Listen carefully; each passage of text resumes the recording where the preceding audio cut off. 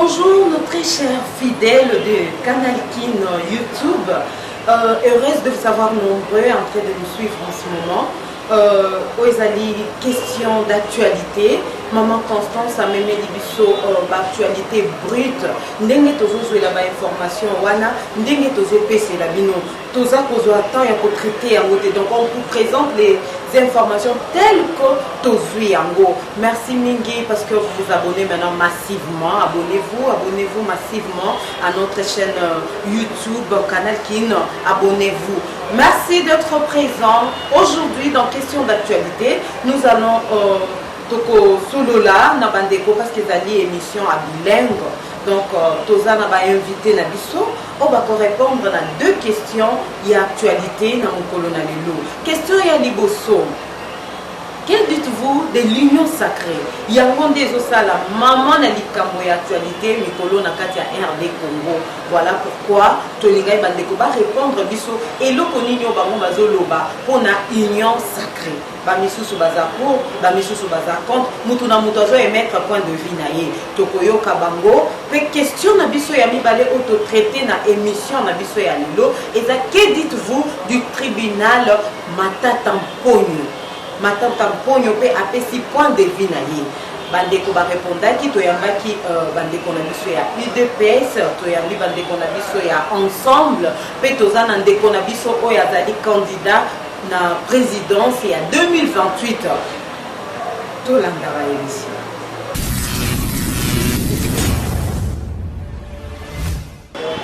Bonjour maître. Bonjour madame. Oui, moi c'est maître Évariste Kalala Kwete. Je suis secrétaire national chargé de la justice et des droits humains de l'UDPS. Ok. La population qui attend de l'union sacrée. Parce que là, maintenant, la population est troublée. La population ne sait plus où se tenir. Pour la minute, Oyo, tous les facteurs qui sont détruire, pour que ça soit image de la union sacrée. Pour éclaircir un peu la population, est-ce que Makambo a bien qu'on par Nabiso Pézali? Absolument, absolument. Par il y a bien marqué ces l'union sacrée pour le peuple, pour l'union sacrée, ça pour l'intérêt à peuple. Et là, on a connu ce peuple, va adhérer à l'action politique à chef de l'État pour objectif action politique, on les a pour créer bonheur dans le Ils ont beaucoup souffert et ça doit changer.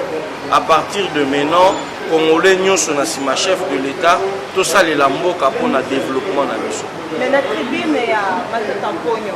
Avec l'union sacrée va continuer à HDC. Est-ce que vous pouvez expliquer hier dans le Matatamponyo, où il y a le premier ministre dans le gouvernement pour règne à Kabila, les lots a fait sa leçon. Au côté de l'Obani, il faut na yango.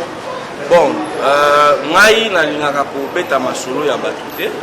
Je n'aime pas citer les noms, mais je ne sais pas hier à Sali parcours politique ne wapi na PPRD.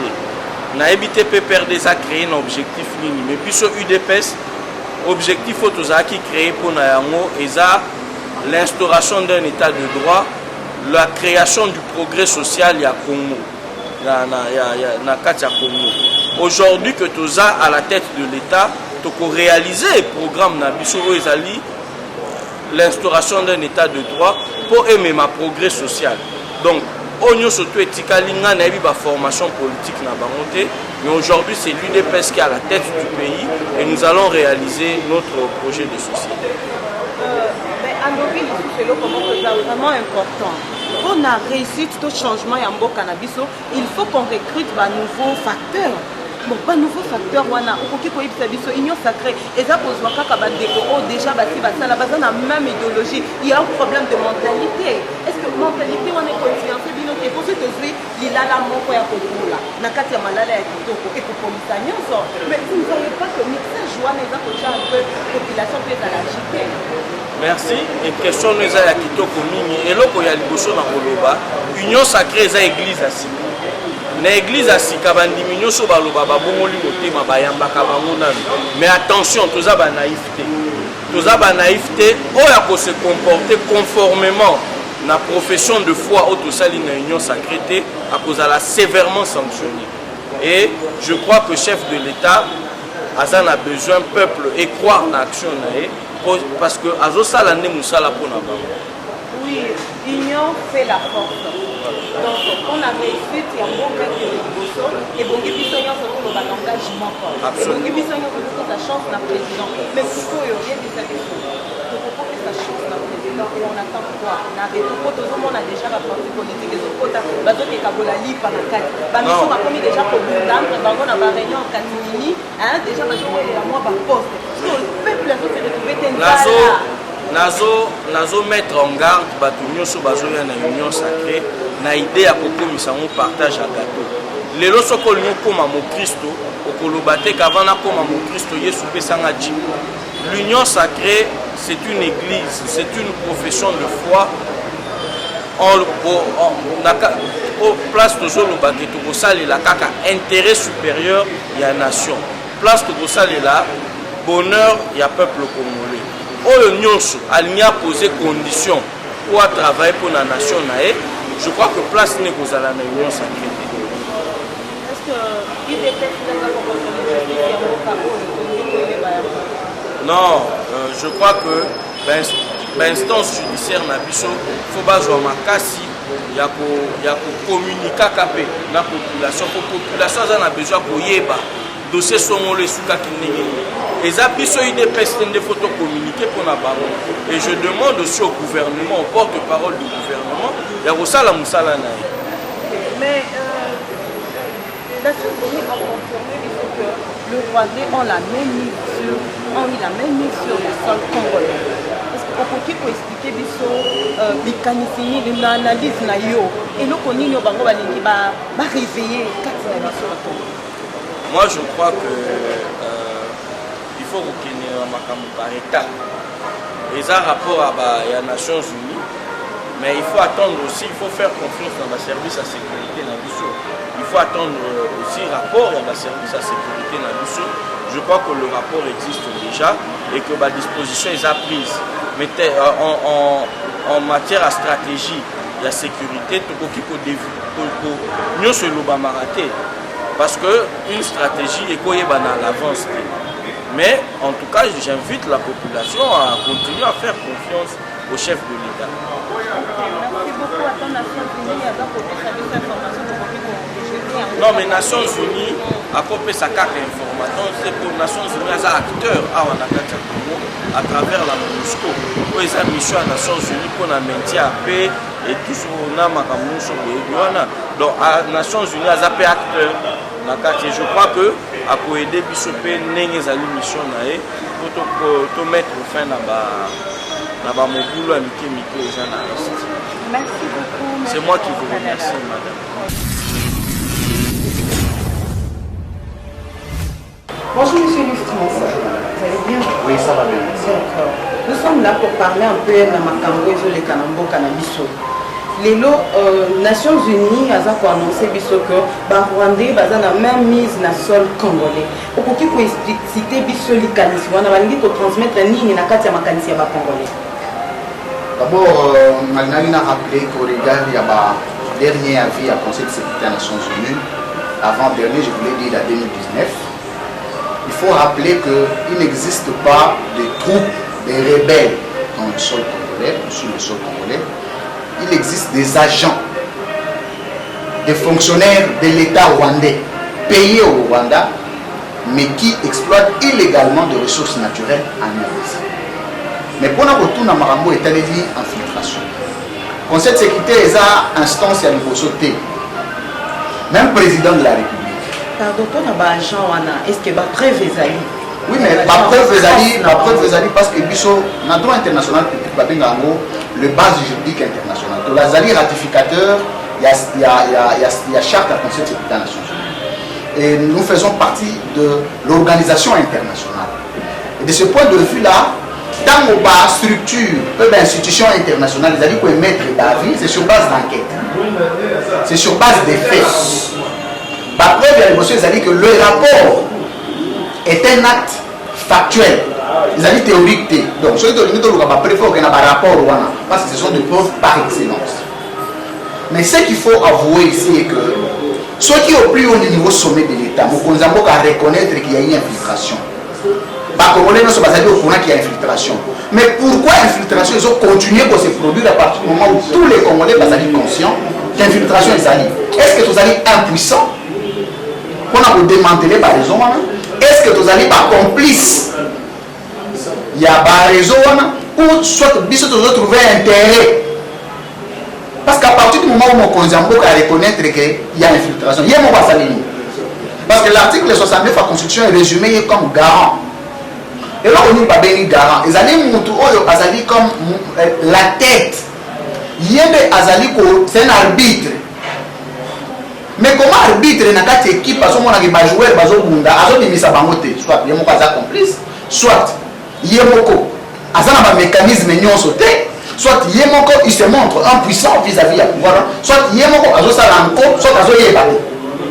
je ne sais pas conclure tout de suite, mais à chacun de voir que de plus en plus, parce que madame, la considération juridique internationale d'un État, c'est un élément principal, le symbolique d'un État. Pour que vous ayez l'État, vous avez la force, il faut que vous ayez doté d'un mécanisme avec les trois piliers du pouvoir. Vous avez une armée, vous avez une économie stable, vous avez une politique rationnelle. Et vous avez une diplomatie offensive. Et vous avez un service à renseignement. Non, c'est-à-dire diluer la carte à trois piliers. Mais tout un service à renseignement, tant que les Rwandais vont continuer à faire la barre, qu'est-ce que nous faisons? Tant que les Rwandais vont continuer à tomber immeuble dans Kinshasa, quelle est la part du service de renseignement si ce n'est pas commencer à aller enquêter les journalistes Balobini, les opposants Balobini? Mais le plus grand travail, c'est parce que nous avons la chance de voyager un tout petit peu. Son cabinet des États-Unis. Bateau nous sommes aux États-Unis, avant comme la frontière entre les États-Unis et le pays Moussoussou, on a identifié. C'est-à-dire que le gouvernement américain est allé au courant que madame, au lieu en Amérique, on a raison telle. Et ce n'est pas des individus, c'est une machine. Quelle est la technologie rationnelle au Congo est en Angola? C'est-à-dire que vous allez encore léger, vous allez encore impuissant, vous allez encore ingouvernable, vous allez encore un sous-État. Tout ça d'effort, il y a pérenniser pour que lobby s'impose au niveau de l'Afrique centrale. C'est quand même anodin qu'on a 12 millions de morts. Il n'y a pas comme 12 millions. Les d'une fils périt, mais avec l'ingouvernabilité, avec l'impuissance, l'air impuissant de l'État, l'air impuissant du gouvernement, je crois que c'est quand même ridicule. Silence, il y a chef de l'État vis-à-vis de l'infiltration au Yozo Lobalikambeta Libarondé. C'est que vous partagez même point de vue, Union sacrée pour la nation et en continuité à FCC. Bon, moi, je suis porte-parole et abattuté, mais j'ai quand même ma doctrine, ma pensée à moi, on a voulu fonder pour émettre un avis. Le président de la République a dénoncé le mouvement citoyenneté. Le président de la République a un groupe de pression. Le président de la République a une institution dotée de mécanismes juridiques, dotée des outils politiques, capables de poser les actes. Je reprends le concept de poser les actes. Le président se plaignera, on va infiltrer Bissot, on va faire la Bissot. Non. Je suis candidat président de la République. Madame, je te prends à témoin en 2028. Je crois, je suis convaincu que c'est la première fois où les Congolais vont assister à la gouvernabilité rationnelle de l'État. Et donc, le président de la République a dénoncé le président de la République a les mécanismes de droit lui reconnus, et par le droit positif congolais, et par le droit international. Mais si on n'use pas de ces mécanismes, je me pose la question au chambre, la loi, j'exagérais, au bazar de la présidence, ils sont habilités à répondre à cette question. Mais moi, je crois que le conférence de Gazalines de Konabiso, c'est notre frère, il est venu de l'opposition, nous avons le droit de lui dire des vérités, pour qu'il comprenne que la situation est catastrophique et ingouvernable. Mais sinon, si on s'inscrit dans la logique, il y a pas chante, mais un jour, il y a un bakoza, on va voter le bisopé, je ne sais pas. Donc, entre guillemets, situation où ils ont persisté dans l'Est. Quand on regarde le parc Virunga, Beni n'en parlons pas. Il tourne des mawa plein. Si on a vision, on a déjà un candidat il y a 2028, c'est ça? Oui, alors, candidat président. Il y a 2028. Il donne ton conseil, en attendant 2028, pour arrêter dans l'hémorragie aux autres. Pour moi, je conseiller à président. conseil qu'on a observation. Parce qu'on dit conseil, moi je suis consultant. Quand on appelle ça avis consultatif, ma institution va présenter ma foot à Kangaï. J'accepte. D'accord. Président de la République, le chef de l'État congolais, Félix Tshisekedi, qui est en pouvoir à l'Oubar et alors, il n'a pas la vraie président Kaka, ce qui guerre dans l'Est et Sili. Comme guerre dans l'Est et Sili, vous allez dans la logique, syllogisme et la logique formelle.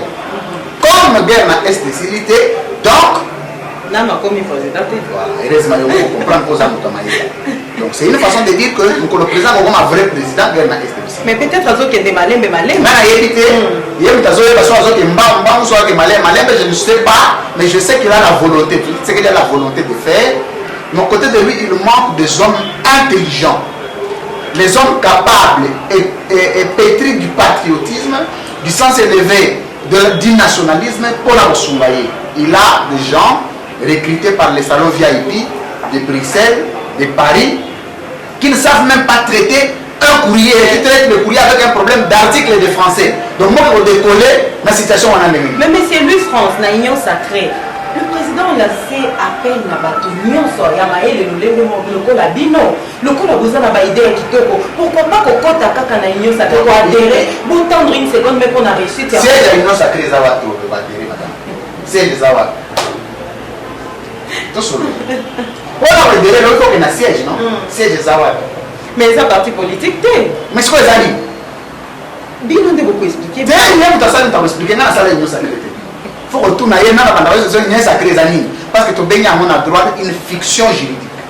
C'est-à-dire qu'ils ont pensé, ils ont pensé, pour adhérer aux locaux, il faut aller à Kanda et Komani. Que ceux qui ont côté, les aboués. Ceux qui me comporter, on va mesure coercitive, on va mesure contraignante. La mesure contraignante des années, tant que je suis dans l'union sacrée, mais non, attends, il faut qu'on soit sérieux. Et je pense qu'Évariste Kalala mettre à répondre déjà à la question Wana. Et nous, comment papa, il y a eu des personnes. Danigi Kolobelo, comment on a porte-parole, n'a été si poser une question, c'est commis un peu compliqué. Monsieur Louis France, Tonigi Toyeba, est-il vrai que Maître Pascal Nyemo a Kangami sans main? A Kangami sans mandat d'arrêt provisoire, une première dans l'histoire judiciaire de la RDC. Et ça, on m'a rappelé. Et ça l'a raté. On a bien en haut la sorcellerie juridique. Donc, madame, on a passé 4 minutes dans la faculté de la bandine à Edelo. Ayebi que pour mutual on a lieu de détention na cachot ya parquet. À comme na prison centrale, il faut un acte juridique de détention pour donner mandat d'arrêt provisoire. Mais tokoki koyebelo konini wa pression politique par Rwanda on toujours la infiltration ya moyo. L'infiltration ezali que tant mettre Pascal a comme que ça. Ba Rwanda oyo bayiba ka misolo bavanga ka bazoyiba misolo bakoma ba congolais naturalisé. Bayeba ni que kuna baza ba agent ya Rwanda. Baza ba shi bato Bukavu. Neti nani donc? Neti nani? Baza bato minene. Neti nani? Tangela ko congolais. Comme ça na biso ka agent ya Rwanda. Poser une question tengala na poser. Ma personne yepa. Ils ont avancer congolais baza bato ya Bukavu juste aux partager. Neti nani oyo yebi aza muto Bukavu to bengi Rwanda. Yango to mito ba nani wana Rwandais o ba bengi congolais. Bato nyonso zomona na bilongo bayiba ka Congo baza ba Rwandais baza bato Bukavu. Baza ba Rwandais. Mais si quoi le maître Pascal Tango, maître Pascal à l'époque 150 000 tonnes de matière première RDC bakati ici na Rwanda alandi yango kuna komeli président rwandais. Et c'est celui biloko wana ezongi te tozofunda na cour internationale de justice. Si quoi yo kaka na répondre ye, j'ai le document. Ndenge za boye ndeko biloko na bino bozongo. Bazongi sa biloko na yebisi boye est-ce que toko pesa mwa mbongo te quelques millions pour que tu retires ba biloko wana to garder on sait jamais. Voilà parce que moi balé ba congolais ba yebité. Par que le maître Pascal Lelo n'est pas moto réquisitionnant moto yamba de loko wana. Donc bakangi on a fait usage de faute. Bon usage de fois moi ça usage mais parce que pour benga moto usage de faux faut même faux wana. Ngai na sa juriste. La juriste en zélate, la juriste à balabala té, la juriste il y a rationalité. Quel est le document? Que ce monde a on dans la réseaux sociaux des fois avoir maître Pascal Yango. Bon fois moi ça va. Débat solo lina président Yangam. Non, parce que le président il y a Rwanda, parce que si biloko parquet il y a grande instance il y a Kinshasa Gombe ezwa biloko wana lelo oyo bazwa biloko wana ezonga na état congolais ba un homme comme ça ozomona pena que s'il faut se faire corrompre le gouvernement rwandais ne peut pas lui donner l'argent. Donc ils ont base la politique à Kadiosha. Omoni bateau ba uti kokota pouvoir sikoyo. Ah! Balé mingi. Bisopé. Non, mais le président a la signature, c'est lui qui sait qui placer. Il faut s'adresser à président. Mais vous n'avez pas besoin à monter des coups pour humilier quelqu'un. Madame, mandat il y a un régime, c'est 5 ans. Renouvelable une seule fois. Ceux qui perdent pas l'ennemi. Sauf les autres sont trichés. Donc ceux qui va renouveler confiance dans le Félix, c'est que le président de la République en 2028 et Sili Naï à Longwe. Oh conseiller, oh coordonnateur, oh ministre, hop là. À 21h, va proclamer Louis France Kouzike ça président de la République. Après, il y a aussi quoi le Tokani, ça va battre le faut pas kangayo. Faut comprendre les gens à laquelle ma vie est habitée. Donc tout temps où ça me la justice, l'intégrité, place il ne faut pas monter des choses justes parce que ce que vous avez envié poste. Nous tapez ça la poste, nous avons condamné nous n'avons que vous n'avez. Alors que l'opposition a dit 80 entreprises publiques. Alors on n'a rien à foutre, rien du tout. Donc, tu peux retenir que Maître Pascal Nyambwakanga est injustement arrêté, arbitraire, acharnement politique. Tu as besoin de le CSC, tu es inquiété, tu imagines, c'est ça. Et ma cambre les autres salés. Donc, ils ont à peu près dossier à handicapé. Effectivement, parce que les gens ont fait la vérité dans le dossier handicapé. Moi, je suis innocent. Pendant 20 ans, on a dommage intérêt, de préjudice causé. Non, non, Kabila.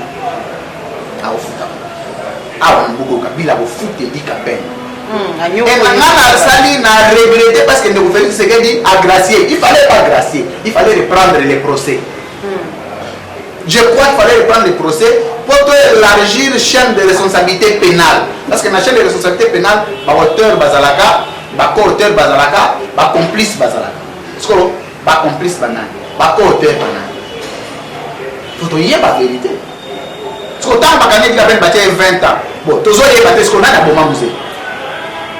Pour la parce que si tu vois la vérité, tu y es pas. Vérité, aucun jugement.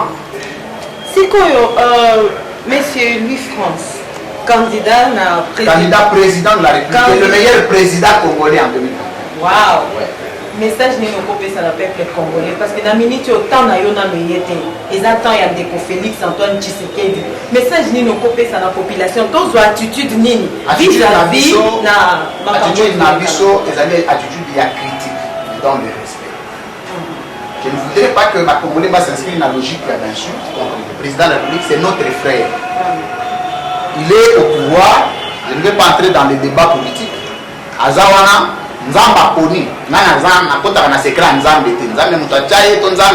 je ne sais pas. Toute autorité vient de Dieu. Non, ça n'a pas une autorité.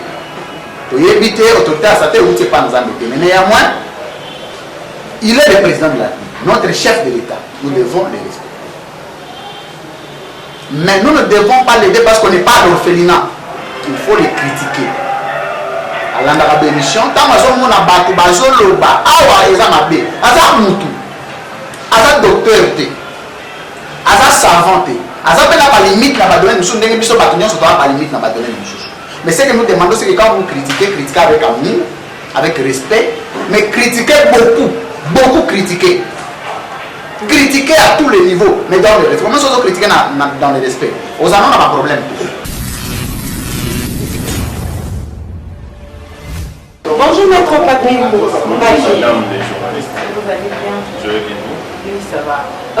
Nous voulons savoir, le sujet, comme on a dit, union sacrée. Population est agitée dans ce sujet, on a éviter se positionner dans le grand bonheur. Conseil nous couper dans la population parce que bino en bandiko et ensemble pour adhérer déjà dans la vision. Qu'est-ce qui s'est passé? Derrière le peuple, dans la carte, il y a union sacrée. Bandeko, population à Kinshasa, depuis 2001, en tout cas là, jamais qu'on dit M. Kabila comme président Mbokao.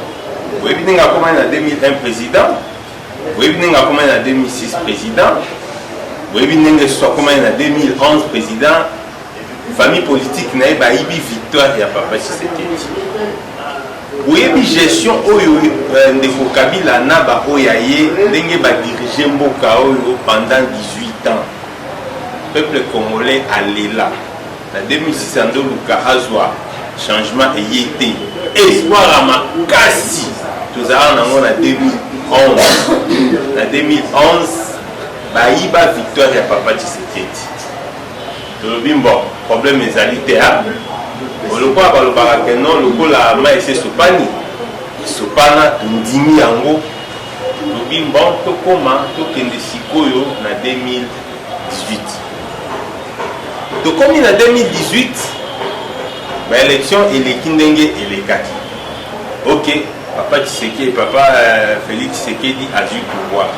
Elle a eu pouvoir et ça dit que à quelle cause la majorité de FCC tellement ça là qui déjà boutiquage naïe pour la bango il fallait pas boutiquer pas les candidats à la bango Chadari et puis base à la majorité dans le parlement.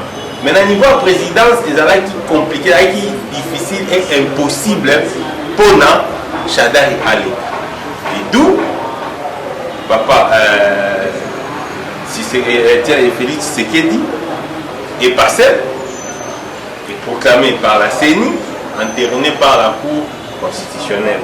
Loin de moi les débats vérité des urnes. Parce qu'il faut que tu fasses la parenthèse. La vérité des urnes est aussi tout le cas. Nous sommes légalistes.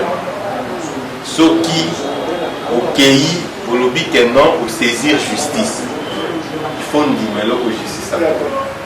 Et puis ceux qui ont dit, si il faut la justice, nous pour saisir. Les alliés Cour constitutionnelle.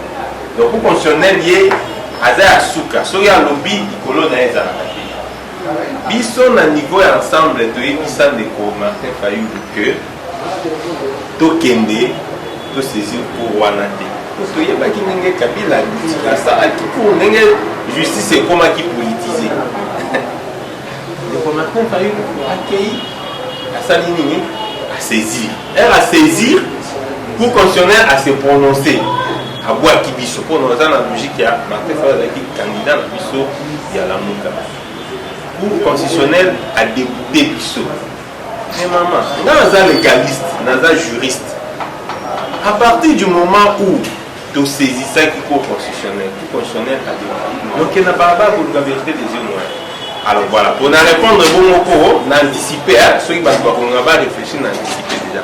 Alors, maintenant, la vérité des urnes, quand on compte l'union sacrée, il y a l'union sucrée. Et ça, l'union sacrée, parce qu'il y a dans la vérité, peut-être que nous avons ignoré du nom. Maman, on a un débat, on a mais dans le lobby. On peut continuer. Baye, on est Kabila, FCC la cache va signer contrat en partenariat. Le gouvernement n'a pas.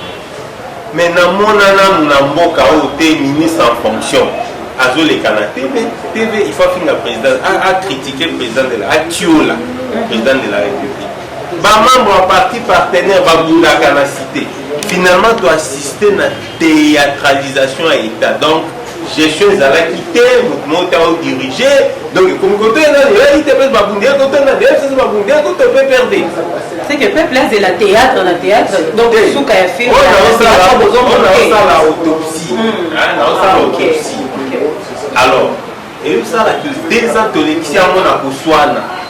Oh elle est fini, oh elle est sali le pays. Président Tshisekedi a dit quand même à Zamutu, conscience soignée il habite de façon toujours qu'il ne bouille. En tout cas ça ne va pas. Il faut tout le cas pour revoir les choses. Tshisekedi a zui, le président Tshisekedi a zui, a bomi FCC na cash, a bomi en accord na bangwana ici, la coalition na bango ici. Atani si quoi habiter, balamboka. Na lingi asalina no bilan fenga no to sala, to tonga mboka sika. Na lingi biso nyonso to eba ke Congo to zala mokaka moko. Parce que moi, je suis en opposition, tout ça. Et bien, dans le temps, on a opposition pour se tenir au Sambo-Katé. Opposition pour tout pouvoir. Majorité, tout lia. Majorité, tout ça, pour puissance de tout lia. tout coûte à la mission de réfléchir sur des bonnes valeurs. Bonnes valeurs des années 1, lutte contre la corruption. Bonnes valeurs des années 2, social à battre bonga. Maman, nous avons un beau chaos pour battre Fakalipa. Il va descendre aider aux autres défendre. Pour défendre les gens dans nos problèmes. Mais lorsque maman, va au Singama, aux autres qui a 200 francs, sur 400 francs, et l'objet, au Kimi, au baptême Nanda. Avant de continuer, fil d'idée, on est mettre un bâti. Nangaki koloba kaka na même contexte ozolobela ya kodefali pa bazoya mpona kokabola gâteau mais toyoki awa il y a pas 3 jours bokotaki réunion moko bino bandeko ya ensemble réunion wana bobimaki ya quai de poisson. Pourquoi? Parce que vous avez là-bas. Poste to eza ndenge nini to comprendre pe likambo mwa gâteau si chaussé na ngambo na bino bozo pesa kaka historique na bino mais bozolinga bolakisa yango elamba to ndenge nini. Et voilà, il y a parmi les appels, le président Moïse Katumbi ensemble pour la République, à la République invité. Donc, jamais qu'on dit, Natika Badouba Koufa, Nanzala, Badouba Koufa na Est. Il faut toquer, n'a pas ça maël nanga, n'a pas eu politique de ça là-bas. Toquer, tout sur la Félix, c'est qui dit, pour l'intérêt à Moka, pour la tout y a pas bonne valeur, tout lutter contre la corruption, les sécurités, Nzala et consorts. Il y a moi qui a consulté. Même maintenant, une fois consulté, il faut maintenant, ils sont à niveau ensemble, que c'est cahier des charges, ils sont au blanc, pour sécurité, tout ça. Puis c'est le président Félix, il y a Bisso, Yango, Doligny, pendant 3 ans, il y a une sacrée, tout ça là, bouillie. Alors, si quoi ça dit que l'union sacrée, tout ça, ce qu'on a processus sur ça, il faut donc dégager une nouvelle majorité parlementaire. Une nouvelle majorité parlementaire de dégager avec les députés. Ce qui fait que le président Moïse a été Bumbashi aïe à ce qu'on dit à qui des personnes. Le président Moïse a réuni ça qui va député pour l'année. Pour l'année, Kabango, Baïbisaye, Nini Oyo, moi à Souka, il faut que ne Baïbisaye ni président Tshisekedi par rapport à l'union sacrée. Au cahier des charges de l'État, les députés ensemble, comment qui a été le président Moïse a été.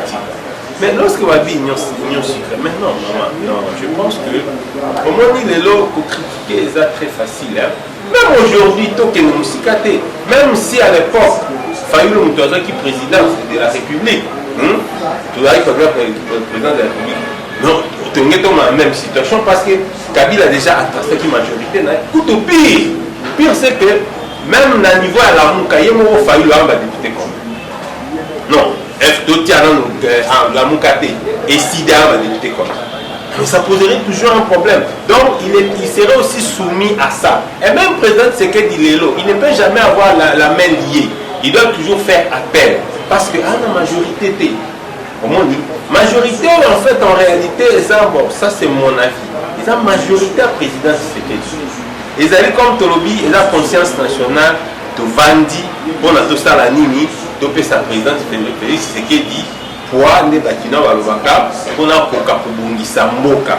Ils ont dit qu'ils ont majorité dans l'élection, mais total, il fait sa mission combien? Il fait sa mission 250, 251. Ils ont majorité Moko, ils ont la fondée sur un idéal. L'idéal est Nini, la bonne gouvernance. Donc, Balaki, Bazala calme, Kabila, où a constitué Maman, Tala Namboka Oyo, Tala Badossier Oyo, il est quand dans le régime à Kabila. Armand Tungu, Faka Kaboué, Floribert Chébé, Faka Kaboué, Serge Maéché, aussi Kapangala, aussi Cap Thérèse Kapangala. Fabouillé donc, il est Kakaboué, de Monaté, à organiser un procédé. Ça, c'était le régime des Kabila. On ne peut pas continuer comme ça. C'est que quand on a profité que tout n'a eu opposé, partager, point de vie à Bandeko, à zone que l'union sacrée pour la nation, ça continuité à FCC. Non, et ça continuité à FCC, c'était pourquoi? Parce que regardez, les lots, tous ont besoin de dégager une nouvelle majorité. Après le chef d'État Salaki, à Monaki FCC, à Monaki, tous les Congolais, tous les politiciens, tous les députés congolais. Alors, vous ne pouvez pas aujourd'hui qu'on va que non, bon, ça la bon, tout tient, soit union sacrée, tout ça, on a des députés qui sont ensemble, na IDPS. Tous la majorité, non? Tout ça ensemble, na IDPS, na peut-être, tous en déficit majoritaire.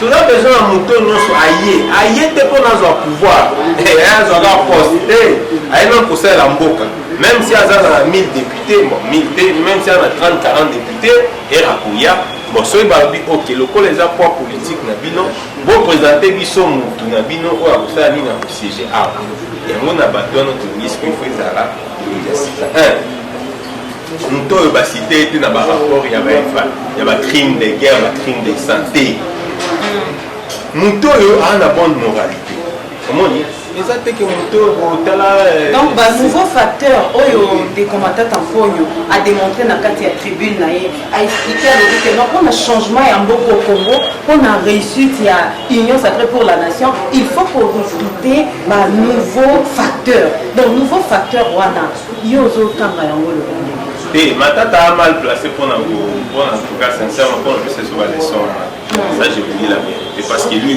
c'était parmi les premiers ministres qui avaient la confiance des Kabila pour un premier ministre donc exemplaire donc il n'a pas un format de leçon à nous donner il était premier ministre il fallait ça la mon attendre il n'a pas fait ça nous ce qui est vrai donc il fallait faire ça bamaele wana na tona ye ce qui est vrai biso moko consciemment union sacrée déjà il a été bon wana na lingala facile bon wana donc makambo ya sika biso moko déjà conscience wana tozana eza te pour matata alobi biso moko tolobi déjà na kati ke non il faut tout rajeunir classe politique comprendre pas les mêmes personnes oui maman je vous dis la vérité moi je connais des politiciens mosusu baza baministre aza même pas la boîte téléphonique vous imaginez un peu donc quelqu'un qui est déphasé dans les nouvelles technologies de l'information il faut utiliser un mot ouais WhatsApp plutôt problème. Alors mais c'est monsieur là parce que tout il y a qui ministre sous Kabila les pères, sous Kabila les fils et tout ça. Et lui là il est déjà déphasé. Donc il faut des nouvelles têtes avec la discipline et puis conscience. Et puis là où tu n'as pas le babou, ça c'est peut-être je peux demander au président de la République. Jour où on va présenter le gouvernement. L'Assemblée nationale pour l'investiture. Pape Sabango, nous sommes dans le code d'éthique et agent public. Et ça, le code d'éthique, on a maman. Et ça, on a un ballon et un bébé. Ce cas où on a un ministre, au fond, le temps, on a ça, on a un bébé.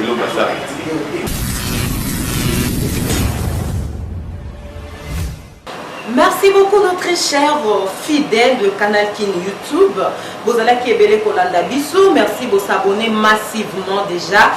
Tous ces pays aux équipes d'actualité à mon colonel Lelo. Beaucoup de Kolanda Bissou, beaucoup de santé pour de la suggestion à Bino, ceux qui vous en numéro est en bas à écran.